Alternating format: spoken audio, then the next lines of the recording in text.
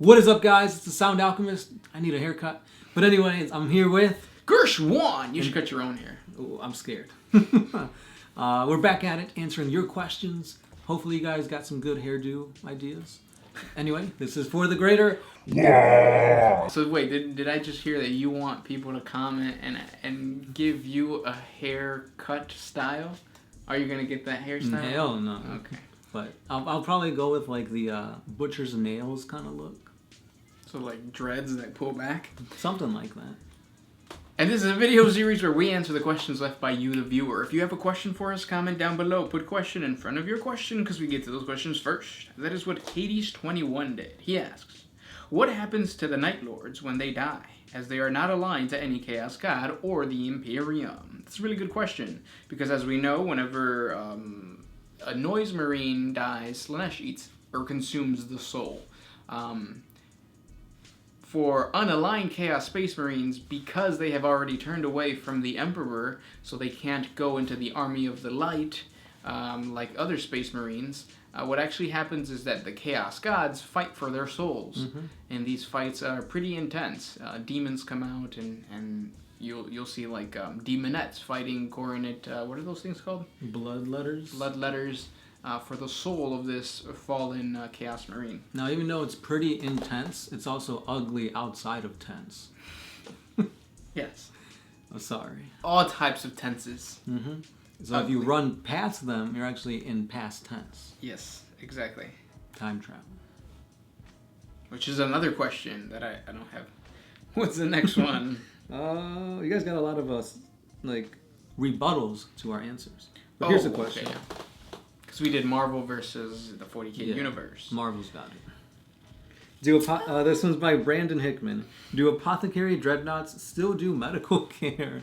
Yeah, and that's why like it's so backwards. The technology of the Imperium is so backwards because you have Dreadnoughts that are just like trying to, you know, I've never seen surgery. A Dreadnought do that. with what are they called? They're Dreadnought power claw thingies. Yeah.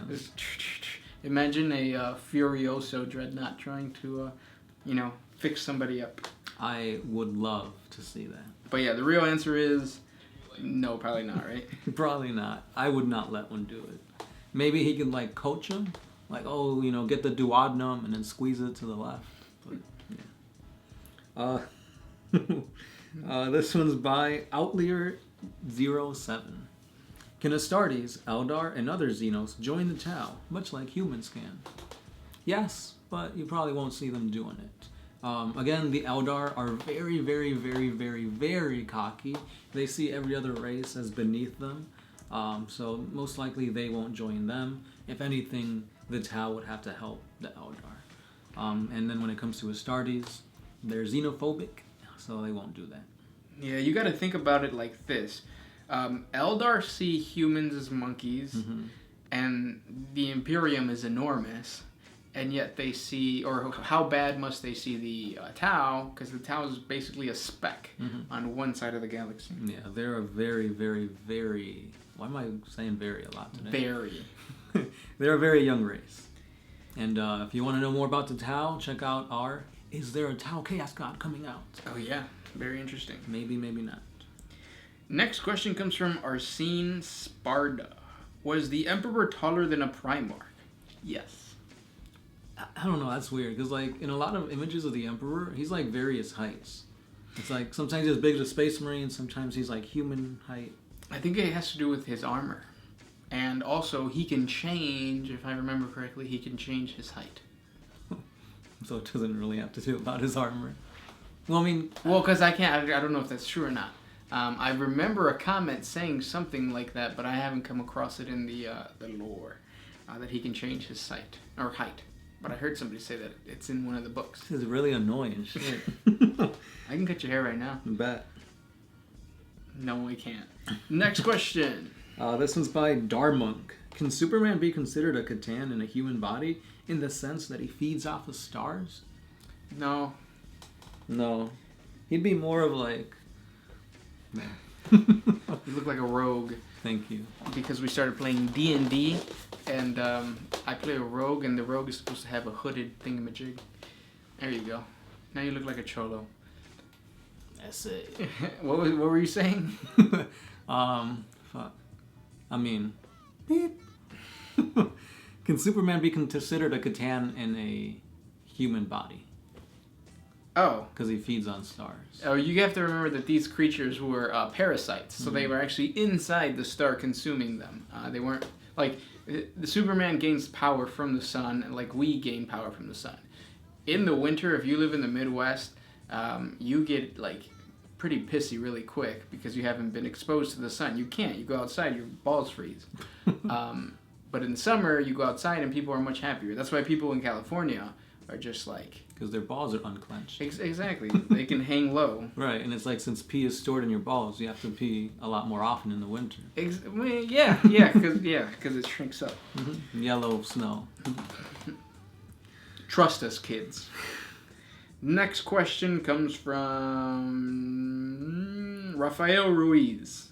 If the Luna Wolves changed their name into the Black Legion, then how come the Emperor's children didn't change their name? Because the Emperor's children still have a Primarch. Fulgrim. That too, and it was like a slap in the face of the Emperor. That's why they kept their name, to like kind of taunt him. Oh, the Emperor's children? Right. Oh, right. Because of the Emperor's children. It's like, we are your children. We are traitors. This is what you made of us. You made us become. Yeah. Yeah. Daddy issues. Mm-hmm. Next one. Hades 21. What happens to the Night Lords when they die? Are they not aligned to any Chaos Gods or the Imperium? Good question. We already answered it. Oh, did we? Yeah, that's the main question. Oh, it is, yeah. Sorry, I thought this was like specifically to the Night Lords. Because ever since you put the hood on, you're a whole new person. It is. Next question comes from Bunny Hop. Is there a way to time travel safely in 40K? No. There really isn't. We'll talk about it more in another episode. Yeah, I mean, there are ways to do it, just not safely. Right. Next one comes from Joseph McKenney. Who would win in a resurrected emperor, or who would win, a resurrected emperor of mankind or Nicol Bolas? Which is, I think we've talked about this. Yeah, we answered it. Well, we kind of talked about it in a previous one, but if it's happening in the Warhammer 40K universe, I'm gonna give it to the Emperor. However, if it's taking place elsewhere, Bolas got it. It would make... Oh, go ahead. I was gonna say, because I mean, he could just take him to a different plane where there's no warp, and the Emperor doesn't have his abilities and whatnot. Yep, that'd be pretty cool though, because then that means that the Emperor would be a planeswalker in a way. Ooh. And then we can play him in Commander, or just in general, just regular Magic. Anyways, next question. This one's by Maximus Ingram. If the surviving Primarchs do come back, who do you think will do the most damage to Xenos? Or would they care less about what's happening in the Imperium? Jagatai Khan. Well, why is that? Because Jagatai Khan has had a really, bad relationship with the... Dark Eldar? Dark Eldar. Yeah, so he's going to want to take them out. And I feel like it just kind of fits in his character. He's supposed to be Genghis Khan, right? And that's what he did. He conquered Russia, he conquered India, he conquered China. His whole thing is about conquering the alien, the people who are away. Oh, fact check this guy right now. Play. If you check out Crash Course, because that's the reason that the Mughal Empire exists in India. It's because of Genghis Khan. The only people to have ever defeated Russia was Genghis Khan. Napoleon didn't do it. Hitler didn't do it. Yeah, and the Middle East. That's what the whole, or China, because the whole Silk Road was controlled by him and all that jazz. But I think that fits in his character. So Jagatai Khan would push away all these Xenos, the aliens, and establish a better trade route for the Empire, or for the Imperium. So you think he'd completely negate everything that's going on with Chaos and just focus on the Xenos? Yeah. I think that would be really smart for GW to do, too, because now you have a Space Marine plot line that you can use to go to other Xeno races. You could even fight the Tyranids, the Tau, all that kind of stuff. Whereas right now, you're kind of tied because Gilliman is supposed to be fighting Chaos. I guess completely ignoring the fact that the Eldar had a fucking god. I mean, the Eldar is a reason why he's alive. Right, and they ignore it. They're just like, yeah, but Plague Marines. Look at these models. That's true. So, who do you think? What Primarch would defeat the Xeno scum? I was gonna say Russ, but no. Like, I feel like he'd play too much of a pivotal role, so that would have to focus in on Chaos. Yeah, because he'd beat Magnus, right? Right, and we all know Magnus is back. He's like right there. Yeah, don't tell him. It's a giveaway.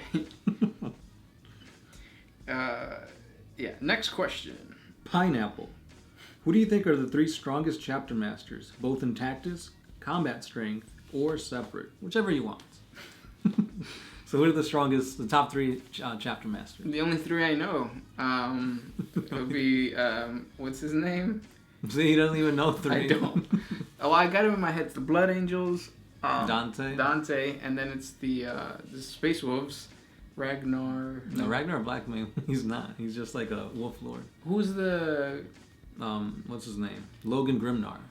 That's what it is. Grimnar, and then the other one from. Papa Smurf. No, not Papa. Well, Marty's Kelgar. Yeah. I guess, yeah. I'll give it to him. All right. Number 1, it's got to be Dante, because he is like the next up in command after Gilliman. Something like that. He's got like a huge title. So it's going to be him. If you count it, Caldor Drago. Because he's a Supreme Grandmaster, technically, not a Chapter Master. And number 3, I'm going to have to give it to the Minotaurs. I forgot his name. I had it, and then I lost it. That's actually really good, because he's like connected to the High Lords. Right, and it's like it's been known that he's like died or suffered like mortal damage, and he always comes back. So they don't know if he's getting like some type of like implants or something's going on there, or if it's just somebody else taking on the same name. Yeah. Now check out the 40 facts for each individual chapter master, because you've created a lore video for each one, right? Not all of them yet, but there is a playlist on But for the 3 that you just mentioned, yeah, right? Yeah, there's one for sure on Drago. I've got Dante, and I'm pretty sure I've got the Minotaurs one. Yeah, definitely check them out, because they're just full of more lore. More legendary feats. But those were the questions for today. If you guys have more questions for us, comment down below. Once again, let me know what kind of hairstyle, because this ain't doing it. And this is the Sound Alchemist. Christian 1. We're out of here. Oh,